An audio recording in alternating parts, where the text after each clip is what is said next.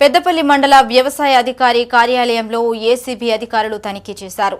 పలు ఆరోపణల నేపథ్యంలో ఏసీబీ డీఎస్పీ విజయ్ కుమార్ ఆధ్వర్యంలో కార్యాలయంలోని రికార్డులు పరిశీలించారు. ఈ సందర్భంగా ఇన్స్పెక్టర్ తిరుపతి మీడియాతో మాట్లాడారు. 8 కేసులకు సంబంధించిన ఛార్జ్షీట్ చేయలేదని, రిజిస్టర్ల నిర్వహణ సక్రమంగా లేదని చెప్పారు.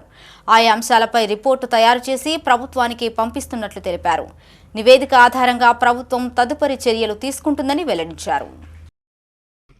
ఈరోజు మండల్ అగ్రికల్చర్ ఆఫీస్ పెద్దపల్లి మీద సర్ప్రైజ్ చెక్ చేయడం జరిగింది.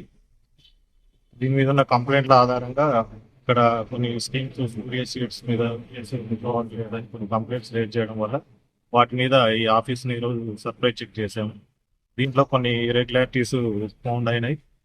ఒక 8 కేసులు చేయాల్సింది ఉండే, అది బుక్ చేయలేదు, అంటే ఛార్జ్ షీట్స్ ఫైల్ చేయలేదు. కొన్ని రిజిస్టర్స్ ఇక్కడ ఆఫీస్లో స్టాక్ రిజిస్టర్ కానీ మిగతా రిజిస్టర్స్ కొన్ని మెయింటైన్ చేయట్లేదు. ఈ ఇర్రెగ్యులారిటీస్ అన్నిటి మీద మేము రిపోర్ట్ ఒకటి తయారు చేసి పంపిస్తున్నాం. దాని మీద గవర్నమెంట్ యాక్షన్ తీసుకుంటాం.